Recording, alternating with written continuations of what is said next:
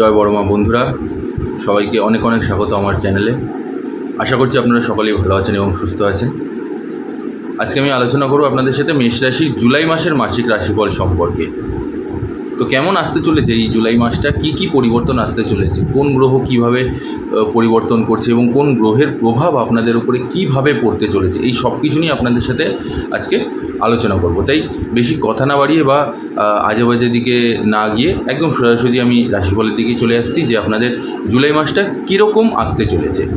তবে ভিডিওটি শুরু করার আগে সকলের কাছে আমার বারবার একটাই আক্রান্ত নিবেদন যে ভিডিওটি অবশ্যই শেষ পর্যন্ত দেখবেন, আর ভিডিওটি না টেনে স্কিপ না করে অবশ্যই শেষ পর্যন্ত থাকুন। তাহলে চলুন শুরু করছি। সবার প্রথমে আমি যেই আলোচনাটা করব সেটা হচ্ছে আপনাদের কর্মজীবন এবং ব্যবসায়িক জীবন নিয়ে। কর্মজীবনের দিক থেকে দেখতে গেলে এই মাসটা কিন্তু আপনাদের খুব কঠোর পরিশ্রম করতে হবে এবং সেই সাথে আপনাদের উপরে একটা কাজেরও চাপ থাকবে এবং মানসিক চাপও খুব পরিমাণে থাকবে। আপনাদের যে কাজের জায়গাটা আছে, যে কাজের ক্ষেত্রটা আছে অফিসে, সেখানে কিন্তু আপনাদের প্রচুর পরিমাণে মানসিক একটা চাপ পড়বে।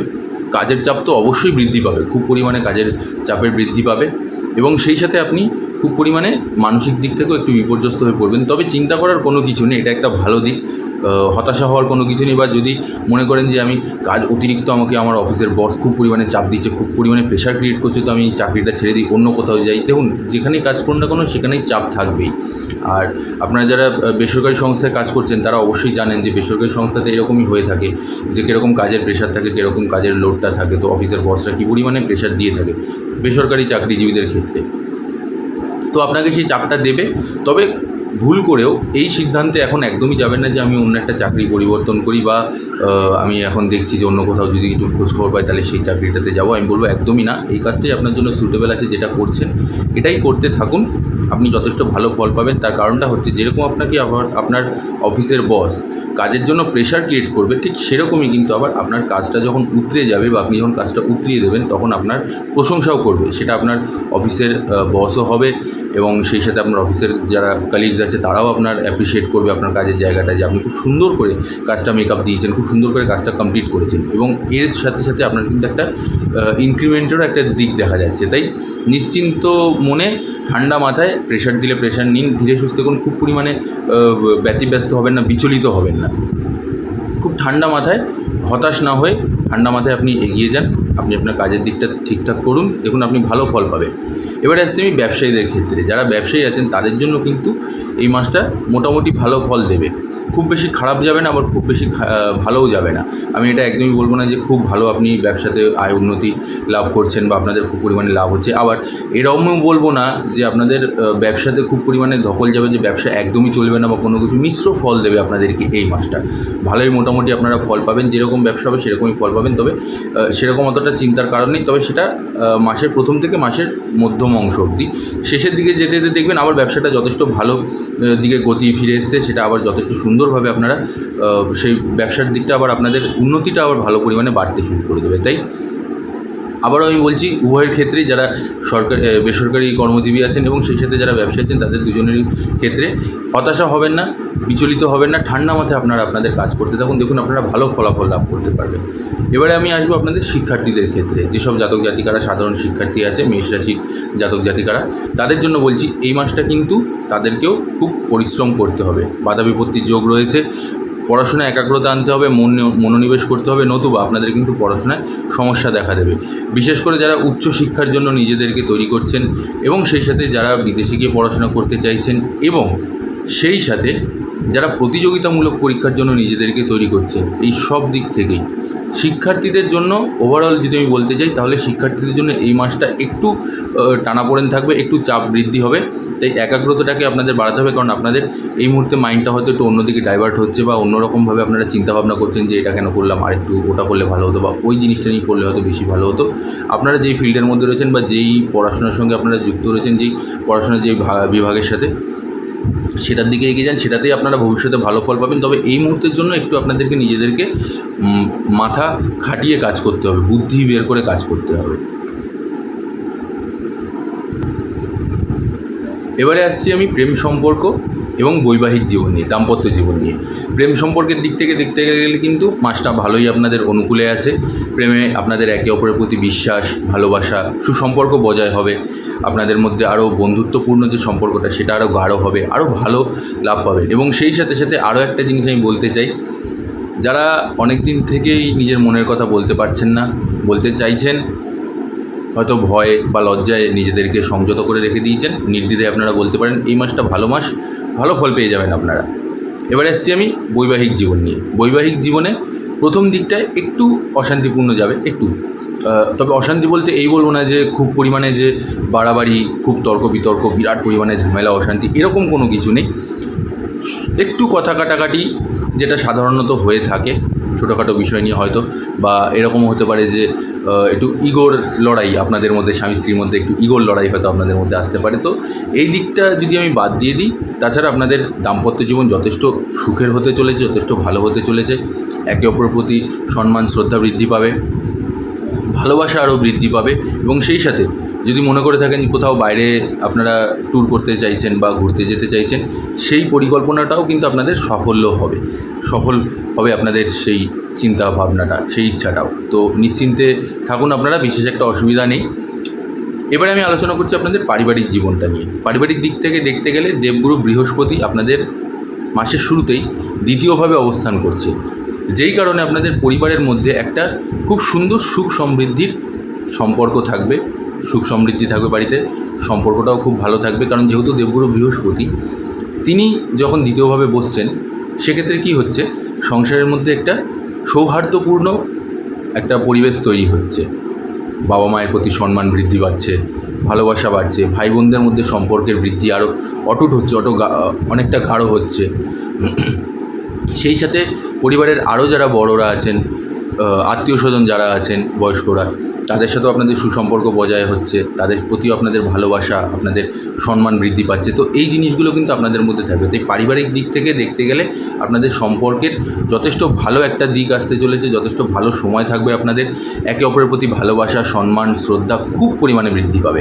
তো নিশ্চিন্তে থাকুন। এবার আলোচনা করছি আমি আপনাদের স্বাস্থ্যের দিক থেকে। স্বাস্থ্যের দিক থেকে দেখতে গেলে পরিবারের সবার স্বাস্থ্যই মোটামুটি ভালো থাকবে, তবে মায়ের স্বাস্থ্যের একটু অবনতি দেখা দিচ্ছে। বিশেষ করে মায়ের হাঁটুর সমস্যা, পায়ের সমস্যা, হাঁটুর সমস্যা কিন্তু বৃদ্ধি পাবে। এবং আপনার দিক থেকে দেখতে গেলে আপনারও কিন্তু স্বাস্থ্যের অবনতি দেখা দিচ্ছে। কী সেই সমস্যাগুলো দেখা দেবে, যেরকম ধরুন আপনার চোখের সমস্যা দেখা দিতে পারে, চোখের থেকে জল কাটছে বা চোখের জ্বালা পোড়া হচ্ছে হঠাৎ করে আচমকাই, চোখে কোনো রকম কোনো ইনফেকশন হয়ে গেল। এবং সেই সাথে সাথে রাস্তাঘাটে চলাফেরা করতে হবে খুব আপনাদের সাবধানতার সাথে, তার কারণ ছোটোখাটো আঘাত কিন্তু আপনারা পেতে পারেন রাস্তাঘাটে যাওয়ার জন্য। তো সেই দিকটা আপনাদেরকে একটু মাথায় রেখে একটু চলতে হবে, যে রাস্তাঘাটে চলার সময় খুব সাবধানতার সাথে আপনাদের যেতে হবে। ওভারঅল যদি দেখতে যাই, তবে মোটামুটি মাসটা আপনাদের উত্থান পতন বলবো না, তবে মিশ্র ফল দেবে। একটা ভালো খারাপ মিশে, ভালোর দিকটা বেশি রয়েছে, খারাপের দিকটা একটু কম রয়েছে। এবং সবথেকে বড় জিনিস যেটা, আমি একটা জিনিস সবার আগে বলে দিই, দ্বাদশ ঘরে আপনাদের রাহু বসস্থান করবে সারাটা মাস জুড়ে, যেই কারণে কিন্তু আপনাদের অপ্রত্যাশিত ব্যয় প্রচুর পরিমাণে বাড়বে। এর ফলে কি হচ্ছে যে আপনাদের ব্যয় বৃদ্ধিটা আপনি যেরকম ইনকাম করছেন, কিন্তু তার তুলনায় ব্যয়টা বৃদ্ধি পাচ্ছে। তো এটা নানা রকম দিক থেকে আপনাদের ব্যয় বৃদ্ধি হতে পারে। আপনি বাড়ির জন্য কোনো কিছু আননেসেসারি কোনো কিছু কিনে নিয়ে আসলেন, বা আপনার এই যে বললাম যে রাস্তাঘাটে চলাফেরা করার সময় কোনো ছোটোখাটো অ্যাক্সিডেন্ট হলো, তার জন্য ব্যয় বৃদ্ধি হতে পারে। অথবা আপনি হয়তো আপনার শরীর খারাপ হচ্ছে, বা বাড়িতে কারোর কোনো অসুস্থতা হচ্ছে, তার জন্য শরীর খারাপ হচ্ছে, সেই কারণে আপনাদের টাকা ব্যয় হচ্ছে। মানে সারাটা মাস জুড়ে কিন্তু আপনাদের কিছু না কিছু ব্যয় হতেই থাকবে, একটু বেশি পরিমাণই হতে থাকবে। তো সেদিকগুলোকে একটুখানি মাথায় রাখতে হবে আপনাদেরকে, সেদিকগুলোকে ভাবনা চিন্তা করে সেরকমভাবেই রাস্তাঘাটে চলাফেরা করতে হবে, সেরকমভাবেই আপনাদের লাইফস্টাইলটাকে চেঞ্জ করতে হবে, নতুবা কিন্তু সমস্যা দেখা দেবে। তো ওভারঅল আমি আবারও বলছি, মাসটা আপনাদের ভালো এবং খারাপ মিশিয়ে দেবে।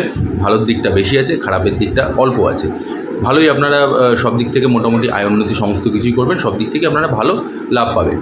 এবার আমি বলে দিচ্ছি আপনাদের একটি টোটকা, যেটা প্রত্যেক মাসেই আমি বলে থাকি, প্রত্যেকটি রাশির জন্যই বলে থাকি। এই মাসেও আমি আপনাদের জন্য একটি খুব সুন্দর টোটকা বলে দিচ্ছি। এই প্রতিকারটি আপনারা করলে পরে অবশ্যই আপনারা ভালো ফল পাবেন, এবং আপনারা করেনও আমি জানি, তার কারণ আপনারা আমাকে ব্যক্তিগতভাবে আমার হোয়াটসঅ্যাপ নাম্বারে মেসেজ করে আমাকে জানান যে আপনারা এই প্রতিকারটি করেছেন, এবং এই টোটকাটি করার ফলে আপনাদের কিছু কিছু বাধা, অনেক রকমের বাধাগুলো কেটে গেছে।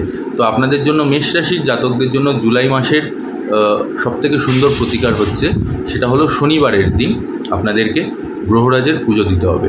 গ্রহরাজ মন্দিরে যাবেন আপনারা, সেই মন্দিরে গিয়ে আপনারা কালো তিল প্রদান করুন এবং সেই সাথে ধূপকাঠি মোমবাতি জ্বালিয়ে যদি সম্ভব হয়, যদি খুবই ভালো হয় তাহলে সারাটা দিন একটু উপোস থেকে আপনি পুজো দিন সন্ধ্যেবেলার দিকে, এবং পুজো দেওয়ার পরে চরণামৃত পান করে তারপরে আপনি বাড়িতে চলে আসুন। এবং সেই দিনকে অবশ্যই নিরামিষ আহার ভোজন করবেন। এবং সবথেকে গুরুত্বপূর্ণ যে বিষয়, যে কোনো সময় আপনি গ্রহরাজের সামনে দাঁড়াচ্ছেন, তাকে পুজো করছেন, তার কাছে আপনি আপনার মনের দুঃখ কষ্ট বা আপনার কথাগুলোকে আপনি বলছেন, কিন্তু আপনি যখন হাত জোর করে তার সামনে দাঁড়াচ্ছেন তখন মাথা নিচু করে হাত জোর করে দাঁড়িয়ে তার সামনে দাঁড়িয়ে কথা বলবেন। কোনো সময় চোখে চোখ রেখে, আমরা সাধারণত ঠাকুরের দিকে যখন তাকাই আমরা তাকিয়ে কথা বলি, তো গ্রহরাজের চোখে চোখ রেখে আপনারা কথা বলবেন না। তার দিকে তাকিয়ে কোনো মতেই নিজের মনের কথা বা মনের দুঃখগুলোকে আপনার প্রকাশ করবেন না। আপনি তার পায়ের দিকে তাকান আপনারা, এবং পায়ের দিকে তাকিয়ে আপনার মনের কথাটা, মনের যে ইচ্ছা, মনের যে কষ্ট বা যা সমস্যা চলছে সেগুলো সব কিছু ওনাকে বলুন। উনি অবশ্যই আপনাদেরকে সমস্ত সমস্যা থেকে মুক্ত করবেন, সমস্ত অশান্তি থেকে আপনাদেরকে মুক্ত করে দেবেন। কারণ চোখে চোখ রেখে কথা বললে পরে তিনি কিন্তু খুব ক্রুদ্ধ হয়ে যান, খুব ক্ষিপ্ত হয়ে যান। ওনার সামনে এমনভাবে দাঁড়াতে হবে যেন আপনি তার চাকর এবং তিনি আপনার মালিক। অবশ্যই তিনি আমাদের মালিক। তো সেই জন্য আমি বলছি, আর গ্রহ যখন তাকে যদি আপনি সন্তুষ্ট করতে পারেন তাহলে আর্থিক দিক থেকে তো আপনাকে খুব পরিমাণে লাভবান দেবে। কারণ তিনি গ্রহ, শনি গ্রহ যেটা, সেটা হচ্ছে কিন্তু খুব স্লো মুভমেন্ট করে, কিন্তু যখন মুভমেন্ট করে এবং যখন দেয় কাউকে তখন প্রচুর পরিমাণে দেয় সে। কিন্তু তার সাথে আরেকটা জিনিস জানতে হবে যে আপনার সেই জিনিসটা নেওয়ার ক্যাপাসিটি আছে কি না। তিনি আপনাকে পরীক্ষা করবেন যে আপনার মধ্যে সেই যোগ্যতা আছে কি না, যে আপনি সেই জিনিসটা নিতে পারছেন।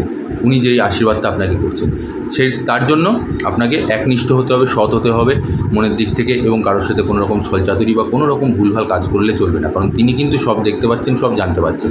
তাই আপনি যদি মনে করেন যে আমি কোনো কিছু করে যাব, ভুল কোনো কিছু করলে আমার কেউ জানতে পারছে না, কেউ দেখতে পাচ্ছে না, সেটা সম্পূর্ণ ভুল। তিনি সব দেখতে পাচ্ছেন, উপরওয়ালা সবই দেখতে পান।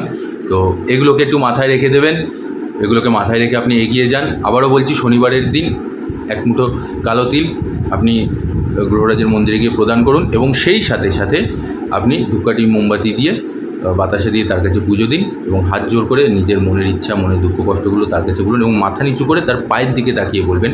অবশ্যই গ্রহরাজ অবশ্যই আপনার সমস্ত সমস্যা, সমস্ত দুঃখ কষ্ট সব কিছু নিবারণ করে দেবে। আজ এখানেই শেষ করছি বন্ধুরা। আশা করছি আপনাদের এই ভিডিওটি ভালো লেগেছে। ভালো লাগলে অবশ্যই আমার চ্যানেলটিকে অবশ্যই সাবস্ক্রাইব করে নেবেন যারা আমার চ্যানেলে নতুন আছেন। আর যারা চ্যানেলের সঙ্গে অলরেডি যুক্ত রয়েছেন এবং যারা নতুন আমার ভিউয়ার্স রয়েছেন, তারা অবশ্যই আমার ভিডিওটিকে লাইক করে দেবেন, এবং সেই সাথে কমেন্ট বক্সে ঈশ্বরের প্রতি যদি আস্থা থেকে থাকে তাহলে অবশ্যই কমেন্টে জয় বড়মা লিখে যাবেন, আর ভিডিওটিকেও লাইক করে যাবেন, আর প্রচুর শেয়ার করে দিন, যাতে আপনার সাথে সাথে আপনার বন্ধুবান্ধব, আপনার আত্মীয়স্বজন তারাও জিনিসগুলো জানতে পারে। এবং সেই সাথে আবারও বলছি, যারা আমার চ্যানেলে নতুন আছেন তারা চ্যানেলটিকে সাবস্ক্রাইব করে নিন, আর বেল আইকনে প্রেস করে অল বাটনটা প্রেস করে নেবেন। আজ এখানেই শেষ করছি। আমি ঈশ্বরের কাছে আপনার এবং আপনাদের পরিবারের সকলের শুভকামনা করি, মঙ্গল কামনা করি। জয় বড়মা, নমস্কার।